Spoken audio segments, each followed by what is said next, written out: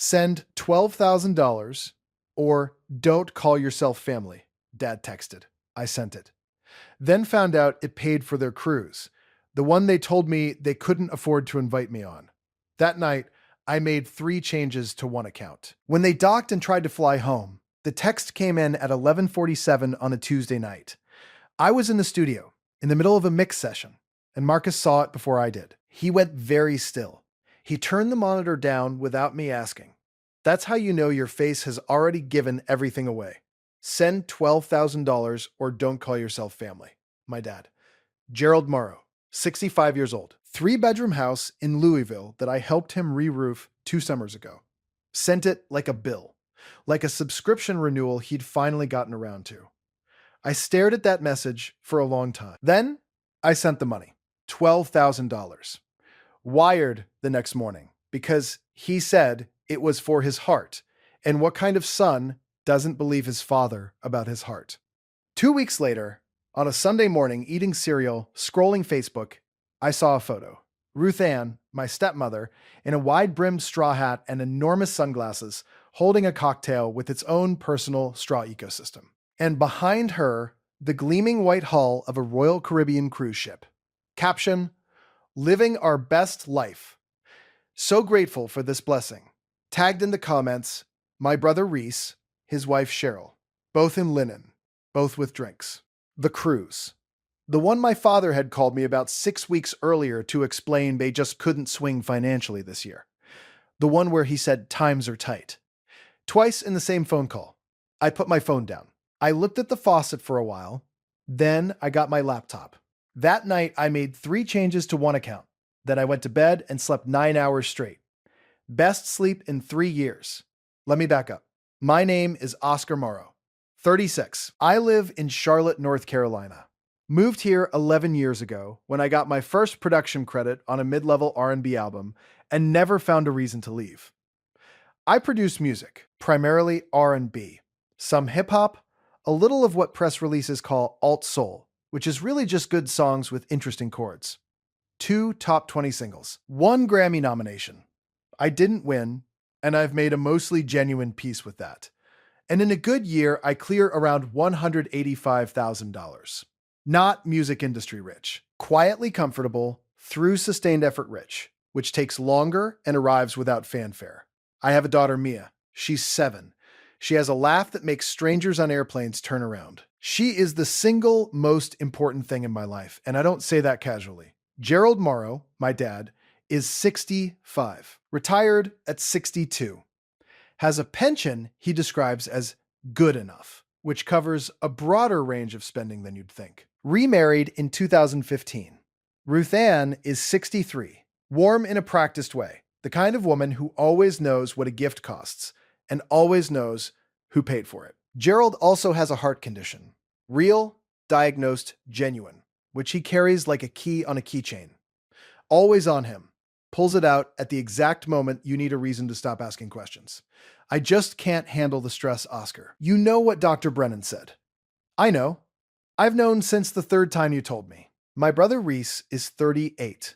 He's the kind of person who experiences every outcome in his life as something that happened specifically to him and is baffled every single time. Never held a job more than 2 years, his wife Cheryl has been convinced his situation is temporary for 9 years, which is an impressive, sustained act of faith. Their kids, Brixton, 10, thoughtfully confused by everything, and Poppy, 8, who is becoming a content creator and practices her expressions in every reflective surface she passes. Reese was always the one Dad talked about at dinner. Reese's potential. Reese just needs the right break. Meanwhile, I was making real money and getting cited in industry publications. And Dad would say, "That's great, son," and pivot immediately back to Reese. 36 years of that particular dynamic. Then there's Aunt Carolyn, Gerald's sister, 68, lives in Asheville, raises chickens she's named after Supreme Court justices, says exactly what she thinks with zero warm-up. She has the moral authority of a woman who has been taking notes quietly for decades and is very selective about when she speaks. And Marcus, my co-producer and best friend, he'd watched this whole situation from the front row for 3 years, every few months, very quietly, You know how this ends, right? I said I did.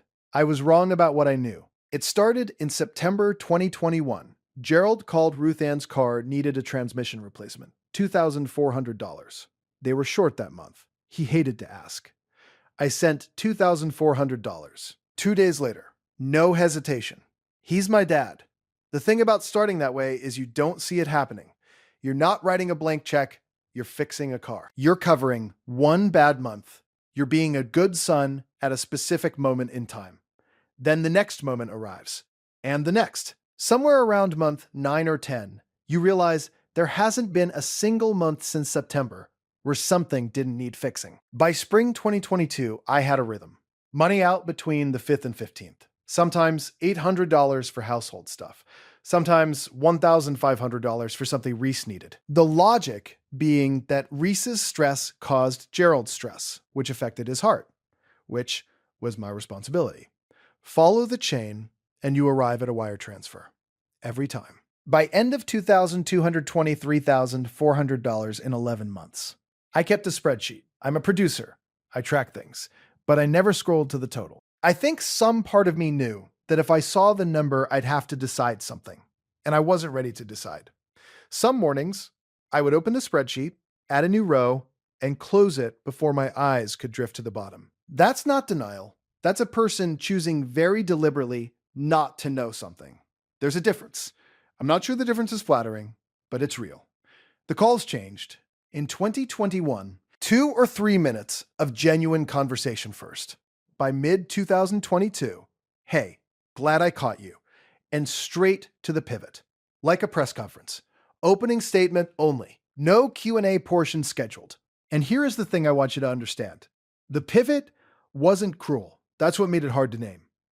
Gerald wasn't cold on the phone. He was warm. He asked about Mia sometimes. He genuinely loves Mia. I've never doubted that. He asked about the music, occasionally in the way you ask about someone's houseplant. He maintained just enough of the ritual of connection that I couldn't point to a moment where it collapsed. It eroded. Gradually. The genuine parts getting smaller, the transactional parts getting larger, until one day I realized I was listening to a man I barely recognized perform the voice of my father to soften a request he'd already decided he was going to make. Nobody tells you that when you always say yes, people stop experiencing it as generosity. I had become infrastructure, a utility that processed money and maintained warmth. The giving stopped being notable. I stopped being notable. I was just the thing that kept the heat on. I kept telling myself it was temporary. I kept telling myself that family goes through hard seasons, and this was a hard season, and seasons end. I told myself I was doing what I'd want someone to do for me if I needed it. And I kept not scrolling to the bottom of the spreadsheet. Mia noticed before I did. One night, she was 6. We were eating pasta. She looked up and said without any drama, "Daddy, why does Grandpa Gerald only call when you look stressed?" I gave her a vague answer about adults being busy. She nodded like she already knew I wasn't telling her the real thing. She's 7. She was 6. She already knew. The requests escalated into 22,003. Bigger numbers, shorter notice, less context. January, $3,200 for dental work and an insurance gap. March, $2,800 for the boiler. Always with the heart. Always with Dr. Brennan. Always with some version of, I wouldn't ask if there was any other way. I kept saying yes. Then March, the text at 11:47 p.m., send $12,000 or don't call yourself family. I called him. He picked up on the second ring, which told me he'd been waiting. He explained the specialist, the procedure, the out-of-pocket gap, the urgency. He used the phrase, time is of the essence. He said Ruth Ann was worried sick. I transferred the money the next morning. $12,000. Saved the confirmation, documented it. 2 weeks later, Ruth Ann's photo. The ship, the linen, the caption. I put my phone down, stood in my kitchen looking at the faucet for a while. Then I got my laptop and opened TripSync. Okay, so here's where I need you to understand something about me. I am a calm person, an organized person. I manage contracts, sessions, artist schedules, travel arrangements for tour dates. I have coordinated travel for 17 people simultaneously, none of whom could agree on a single thing. I am not a chaos person. I want to be very clear that what I did at 1:22 in the morning was calm, rational, and organized, scaled appropriately to the situation. 3 years prior, I had set up a shared travel account for my family. TripSync, books, flights, hotels, car rentals, all in one place. I had created it. My email was the administrator. My credit card was the primary payment method. Gerald and Ruthann and Reese had user access. I had full admin access. The cruise had been booked through the cruise line directly, not through TripSync. Smart. With my $12,000, but on their own. The return trip, though, the post-cruise hotel, the flights home, the car service from port to airport, that had all been arranged through TripSync by me. 3 months ago, back when I was still considered part of the family enough to be useful, I opened TripSync at 1:22 a.m. and looked at their reservations. Then I made 3 changes. Change 1. Their hotel, a very nice Marriott near Miami Port, $287 a night, shuttle included. I canceled it and rebooked them at the Sunny Palms Motor Inn, 11.4 miles from port. No shuttle. Free continental breakfast until 8 a.m. Rated 3.1 stars. I had read the reviews, which I will describe only as narratively rich. One said, fine place overall. Gerald was a surprise. Another, not for people who are startled by animals. A third, Gerald found my flip-flop, and it was not a peaceful morning. I didn't know who or what Gerald was. I booked it anyway. The $193 savings went to my personal account. Change 2, the rental car. A mid-sized sedan from Miami Airport Hertz, Moon pickup. I changed the vehicle class to a 15-passenger van, the only class with last-minute availability.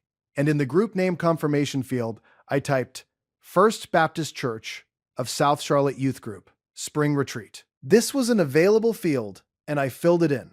I am not fully sure what I was thinking. I am completely sure what I was thinking. Change 3, the flights.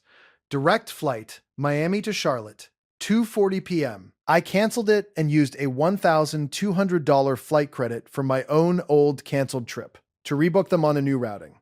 Miami to Philadelphia, 7-hour layover, then Philadelphia to Charlotte at 9:40 p.m. Seat assignments. Gerald in 31B, middle, no recline, near the lavatory. Ruthann in 14A, window, completely different section. Reese in 22C, middle. Cheryl in 38D. Brixton and Poppy in row 27, together but separated from both parents by 11 rows in each direction. Then I made one phone call. I have a friend who handles music licensing for airports. His company curates background audio at gate areas in several major U.S. airports. I had done production work for him 18 months prior. He owed me. At 1:39 a.m., I asked him to add one song to the rotation at Philadelphia International, gate C14, the departure gate for Gerald's 9:40 p.m. flight to Charlotte. The song was You Had My Number by Tavi Monroe, an artist I'd been developing for 14 months. We'd just finished this track, written from her own experience about her father, in sessions where she'd absorbed considerable context about my situation. The song was about being used by someone who should have known better, about sending love into a space that returns nothing, about finally understanding that the number they had for you was never really yours. It had 47,000 streams. We'd both figured it was a B-side. My friend said, "Isn't that the song about your dad?" I said, "It's a song about complicated family dynamics." He said, "Oscar." I said, "Can you do it or not?" He did it. I went to bed at 1:47 a.m., slept 9.5 hours without waking once. The ship docked at Port Miami at 7:15 Thursday morning. Their car service had been upgraded from premier executive transport, sedans, uniforms, professionalism to a man named Terrence, operating as T's Smooth Rides, driving a 2006 Ford Econoline conversion van, beige, with a custom sound system that played exclusively smooth jazz and a decorative ceramic owl mounted on the dashboard. Terrence arrived at 7:50 at the wrong pier entrance. Found them at 8:15. At 8:17, they were in the van. At 8:18, Ruthann texted me, "Oscar, who is this man? And why is there a decorative owl in this vehicle?" Gerald is very upset. Are you awake? I was awake, making breakfast for Mia and explaining Grammy nomination processes to her. I did not respond. Terrence drove them to the hotel. He took the scenic way, through a neighborhood he wanted to share, past a mural he felt was important, and paused at a red light to compliment a stranger's dog through the window. The journey took 41 minutes. They arrived at the Sunny Palms Motor Inn at 9:47 a.m. Two-story stucco building, yellow that was once cheerful, pool that is technically open, lobby that smells like lavender and something older than lavender. Continental breakfast that ended at 8 a.m., which the front desk woman relayed with genuine sympathy. Clean rooms, very thin towels, and in the parking lot. Gerald. Gerald the Peacock has lived at the Sunny Palms Motor Inn for 4 years. He roams the parking lot freely. The front desk staff speak about him with the specific familiarity and mild exasperation of people who have simply decided to accept Gerald as part of their organizational structure. He is large. He is iridescent. He has opinions about wheeled luggage, specifically about the high-frequency wobble certain wheels make on cracked asphalt, which he interprets as a challenge to his authority. Ruthann's rolling suitcase had a wheel alignment issue. Gerald the Peacock made a decision. I need to be on record about something. When I booked the Sunny Palms at 1:22 a.m., I had read the reviews. I had filed, "Gerald was a surprise, and not for people who are startled by animals, as entertaining," and had not done further research. I did not know his name was Gerald. I did not know what kind of animal Gerald was. The peacock is named Gerald. My father's name is Gerald. I genuinely did not plan for that part. There is a bird, Ruthann texted at 9:53. 3 minutes later, it took my hat. Then a photo. A fully fanned peacock, magnificent, imperious, zero apologies, standing on top of a wide-brimmed straw hat in the parking lot, while Ruthann filmed from a safe distance. A man named Devin was sitting by the pool when this happened. Devin had nothing to do with any of us. He was a freelance photographer from Atlanta, staying at the Sunny Palms because it was cheap, and his shoot wasn't until Saturday. Devin had 180,000 TikTok followers. He filmed the entire incident and posted it with the caption, "This bird just ended her vacation," tagged to the sound. He said, "Return to sender." 412,000 views in 36 hours. Devin went back to interview the front desk staff. The front desk manager, Felicia, 40, who processed peacock incidents with the calm of someone who stopped being surprised 4 years ago, said on camera that Gerald only goes for luggage that belongs to people who've got something coming. Devin posted it. 700,000 views on its own. Devin called the series Gerald's Verdict. The series now has 12 episodes. Gerald the Peacock has 94,000 followers. I did not plan for Devin. I did not plan for Felicia. I did not plan for the series. I genuinely did not plan for any of that part. Noon. Miami International Airport. Hertz counter. The associate pulled up the reservation, looked at the screen, looked at Gerald, looked back at the screen. This reservation is confirmed for First Baptist Church of South Charlotte Youth Group, Spring Retreat. Gerald said, "There must be an error." The associate said the vehicle had been designated for the group and a travel authorization was required from the group coordinator. At 12:17 p.m., a 15-passenger van pulled up at the Hertz return area. The actual First Baptist Church of South Charlotte. They had a Miami Zoo trip booked through Hertz, on their own completely separate reservation that had nothing whatsoever to do with me. Both parties now stood at the Hertz counter, both claiming a van, neither able to explain the other's presence. Brother Terrell was the youth pastor, 44, had driven 14 12-year-olds from Charlotte to Miami since 4:30 a.m. and was operating on purpose and prayer alone. He looked at Gerald Morrow. He said very quietly, "Sir, I need that van. Gerald said, I'm not with the church. Brother Terrell said, then explain why your name is on my van. 47 minutes to resolve. 14 12-year-olds in airport chairs watching adults manage the situation. At least 2 of those kids had phones out. At least 2 were recording. They were given a Dodge Caravan, white, baby onboard sticker fused permanently to the rear window. Rosary hanging from the mirror. A smell in the back seat that Reese later described to me in a phone call he wasn't supposed to be giving me updates from, but which I did not stop, as crayons and judgment. Brother Terrell posted about it on the First Baptist Church Facebook page the next morning. Calm, measured, entirely damning. The Lord tests us in unexpected places. At the car rental counter, a family was incorrectly listed on our reserved vehicle. For 47 minutes, I chose patience over frustration. I chose patience. Barely. I want to be clear. The man in that group was not with our church, was not on our trip, and should not have been on our confirmation. We made it to the zoo. The children had a wonderful time. God is good. Always. He included a group photo of the youth group at the zoo. Happy kids. Giraffes in the background. The energy of people who had a genuinely good day after a genuinely weird morning. One of the 12-year-olds found it, screenshotted it, and put it on TikTok with the caption, "Our pastor had a whole situation at Hertz, but he chose peace." That video got 280,000 views. Someone in the comments recognized Ruth Ann from Devin's Peacock video. Someone else recognized the Sunny Palms Motor Inn from Devin's follow-up series. The threads started connecting. A Reddit user going by the handle throwaway_logistics_person compiled the timeline post.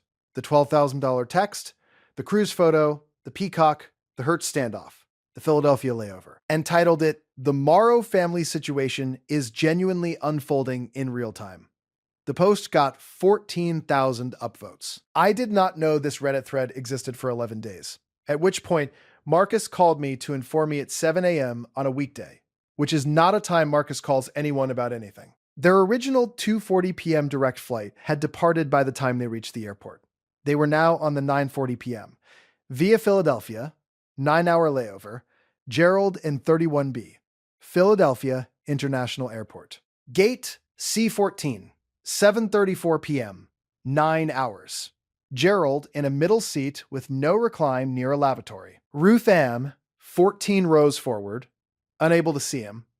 Reese in the middle of the aircraft eating airport food he was definitely going to complain about. Cheryl in the back. Brixton and Poppy in row 27, playing something on a tablet, blissfully uninvested in the adult catastrophe unfolding around them. I need to tell you about Meredith. Meredith is the gate agent who worked C14 that Thursday evening. She's 28. She is a Tavi Monroe fan in the specific committed way you become a fan of an under-the-radar artist. Evangelical, personal, completely disproportionate to current streaming numbers. She'd seen Tavi at a small Philly venue 14 months ago. She had been telling people since that Tavi Monroe deserved a moment. When "You Had My Number" came through the gate speakers at 8:12 p.m., Meredith looked up from her desk like she'd been called by name. She tweeted from the airport's official gate account, which she ran casually, the way young employees run official accounts when no one is watching carefully. Okay, WHO approved at Tava Monroe for the gate playlist, because I am internally screaming right now. If you're at C14 right now, you're so welcome. She included a 5-second clip she recorded on her phone. Tavi Monroe retweeted it within 40 minutes. Tavi has 340,000 followers. By 9 p.m., someone had connected the song to me. Oscar Morrow, producer. 4 clicks from Meredith's tweet, and found a post I'd written on Instagram 3 years ago about being the person who shows up even when showing up costs something real. It had 200 likes when I wrote it. By 9:30 p.m., 31,000. By 10 p.m., 47,000. People in the comments were doing math. They were finding Devin's TikTok. They were finding Brother Terrell's Facebook post. They were finding the Reddit thread. Someone posted the peacock, the van, the church youth group, the Philadelphia layover. This man is a producer. He produced the whole thing. At 9:22 p.m., as Gerald and Ruth Ann and Reese and Cheryl were boarding. The pre-boarding music came through the aircraft overhead speakers. You had my number. The airline used the same licensing company as the airport. The song was in a broader rotation I had not specifically targeted. This was a coincidence I did not engineer. But Reese, sitting in 22C, watching his father's face in row 31 go through a sequence of expressions, texted me from the plane. I don't know whether to call you or applaud you, and I genuinely cannot decide. Then, Brixton just asked why Grandpa looks like he heard something bad in the song. Then, I told him it was nothing. Then, it was not nothing. Then, airplane mode. Nothing. You had my number. Had 340,000 streams by 10:30 p.m. Thursday. By Friday morning, 1.1 million. By Monday, 2.3 million. Spotify viral 50. 3 editorial playlists. A TV licensing inquiry. A journalist from a music publication I was not prepared to hear from. Marcus called Saturday morning. Oscar, the song is charting. Because of a peacock. I said it wasn't because of the peacock. He said, Devin edited a compilation. Peacock footage, Brother Terrell's Facebook post, read by text-to-speech, the Gate tweet, and the song. 900,000 views. Oscar, the peacock is load-bearing. I genuinely did not plan for that part, I said. I know, Marcus said. And that's exactly why it works. The family group chat peaked at 11:47 p.m. on Friday, 1 week exactly after the original text. The timing was not lost on me. I noticed it. I believe certain forces in the universe also noticed it. Ruth Ann posted Devin's TikTok, the main 1,412,000 views, into the chat. She accompanied it with, I am publicly humiliated. I have never done a single thing to deserve this. Oscar has always been jealous of our happiness, and now he's exposed our private family matters to the entire internet. I want everyone in this family to understand clearly what kind of person does something like this to people who love him. People who love him. I read that phrase twice. People who love him. From a woman who had just spent 2 weeks on a cruise ship, paid for by $12,000 I wired because her husband told me his heart couldn't take more stress. I read it, and I thought about all the ways love gets used as a word for something else entirely. As a debt, as a reason, as a thing that flows in one direction and gets called reciprocal. Silence in the chat for several minutes. Then Aunt Carolyn began typing. What Aunt Carolyn wrote in that group chat at 11:47 p.m. should be preserved somewhere. I mean that with complete sincerity. Ruth Ann, I've been quiet for 3 years, and I've decided I'm done being quiet. Gerald asked that boy for $12,000 and told him it was for his heart. Then the two of you went on a cruise. I was in the room when Gerald called Oscar to say he couldn't afford to invite him. I heard every word of that call. Gerald, you put it on speaker, which was a choice you made. Then Ruth Ann posted the cruise photos 2 weeks later with the ship tagged. Ruth Ann, you tagged the ship. Gerald, I love you because you are my brother, and I have loved you since before you knew how to tie your own shoes. And I will love you when all of this is long over. But I am telling you right now, as plainly as I know how, this is not Oscar's problem to carry. This is yours. It has been yours for 3 years. And Ruth Ann, sweetheart, I say this with genuine love in my heart for you. That peacock had better judgment than anyone in that hotel. Then, also Gerald, the peacock is a better name than Gerald the man right now. I said what I said. 37 minutes of silence. Denny, Aunt Carolyn, Pamela, Denny. Denny, I know Pam, but Aunt Carolyn. Charlene sent prayer hands, which, given Charlene, landed as surprisingly on my side. Ruth Ann's other sister, Nadine, sent, I'm staying out of this, which is Nadine's way of staying in it from a safe distance. The uncle, who hadn't posted in 2 years, sent, wow. Just that. 2 years of silence, and then, wow, which somehow said everything. Then Reese wrote 2 words. She's right. That was it. No context, no apology attached. No but. Just, she's right. I read it at 12:31 a.m. I was on my kitchen floor. Not dramatically. My legs had just stopped working for a moment while I was standing there reading, And I'd slid down the cabinet and ended up sitting there, which is a thing that happens when you've been carrying something for 3 years, and suddenly you don't have to carry it quite the same way. I read Reese's message. 2 words from my 38-year-old brother, who has been on the comfortable side of the same parental architecture I've been living under, just from a different angle. 2 words, and they hit harder than all of it. The unexpected turn came from Poppy. Poppy is 8. She wants to be a content creator. She practices her expressions in every reflective surface. I had assumed she was not paying close attention to things that didn't pertain to her personal brand. Poppy had been paying close attention to everything. 3 days after the Philadelphia layover, Cheryl called me. I almost didn't answer. I stared at her name on the screen for 4 rings.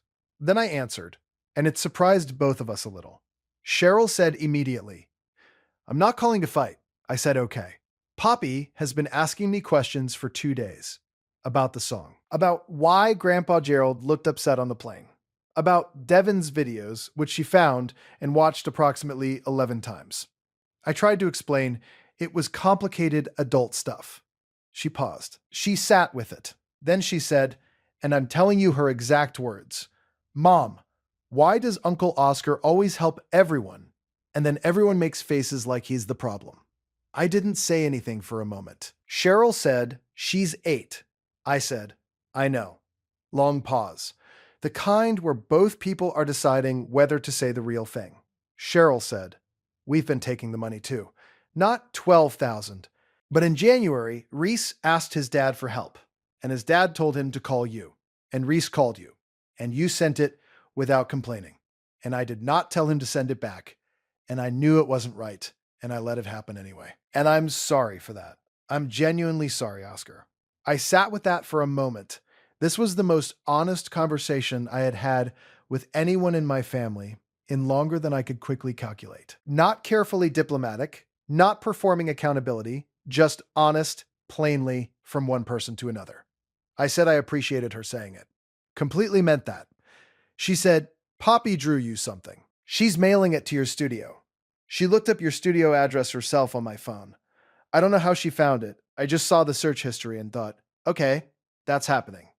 She drew Gerald the peacock handing you back a hat. Ruth Ann's hat, I think. She said you deserve to have the hat." I laughed. A real laugh. Full from the chest. First one in this entire story. Cheryl laughed too. Genuinely. The kind of laugh that releases something. Her caption, Cheryl said, is "Uncle Oscar, this bird is on your side." I thought about that for a long time after we hung up. An 8-year-old who practices her expressions in mirrors. Who is going to be a content creator one day? Who is paying attention to everything through the whole thing? She drew a peacock returning a hat. She understood the shape of it before most of the adults did. Gerald called on a Sunday, 3 weeks after the ship docked. One call, Sunday afternoon. Not 14. Not a barrage of texts first. Just one call, one Sunday, like a person who had decided something and was going through with it. I picked up. He was quiet for a moment. Not the practiced quiet, not the performative pause he uses before delivering something he's prepared. Just quiet, the way you get quiet when you've been sitting with something for 3 weeks and you've finally run out of ways to not say it. He said, "I looked at the spreadsheet." I said, "What spreadsheet?" Carolyn came to the house on Wednesday. She sat at my kitchen table and wouldn't leave until I wrote down every amount you'd sent, every date, 3 years worth. Then she sat there while I added it up. He stopped, and then she made me say the number out loud. She wouldn't accept it if I just looked at it. She made me say it. I didn't say anything. Oscar, I wasn't tracking it. Each time it was just the one thing in front of me. The car, the utilities, the medical, the whatever. I wasn't thinking about it as adding up. I wasn't thinking about you as a person who had limits. I was thinking about us as a problem that needed fixing, and you as the person who fixed things. He paused again. I know that's not a good enough reason. I know that doesn't make it okay. I just want you to understand that I wasn't thinking of it as what it was. It wasn't a good enough reason. He was completely right about that. But here's what I sat with. He called. He picked up the phone on a Sunday afternoon and dialed his son voluntarily, without being cornered into it, without Carolyn standing next to him telling him to do it. Gerald Morrow, a man who has never, in my memory, voluntarily sought out a moment of accountability, who has spent 65 years developing very sophisticated tools for avoiding exactly this kind of conversation, sat at his kitchen table, said a number out loud, and then called me. That cost him something. I genuinely don't know what it cost him, but something. It doesn't undo 3 years, doesn't return $12,000, doesn't erase the cruise photos or the text message or the particular quality of exhaustion I carried for 36 months, while telling myself it was temporary. It doesn't fix the specific image I can't shake. Me at my kitchen table, forking over money I'd earned note by note and session by session, while my dad arranged his vacation. But it's a beginning. The smallest, most imperfect, most Gerald-shaped beginning possible. And I've learned something about beginnings over the past few years. They're only visible in retrospect. At the time, they just feel like a moment. You don't know yet whether it becomes something. I told him I heard him. I told him I needed time. He said he understood. He didn't push for more than that. He said goodbye and hung up. It was the most I'd gotten from him in years, and I decided to let that count for something, for now, while I figure out what comes next. Are things fixed? No, not remotely. Gerald and I are in a place I'd call cautious. 2 more short, careful conversations since the Sunday call. The kind where both people know they're handling something fragile without having agreed on what to call it.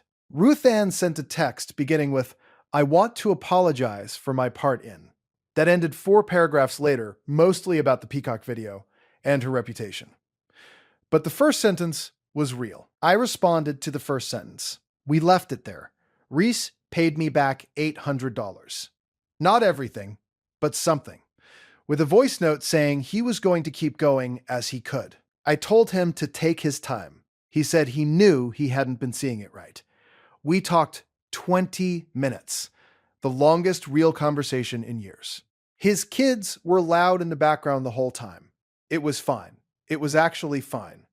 Tavi Monroe's EP drops in 6 weeks. You Had My Number is at 2.4 million streams and climbing.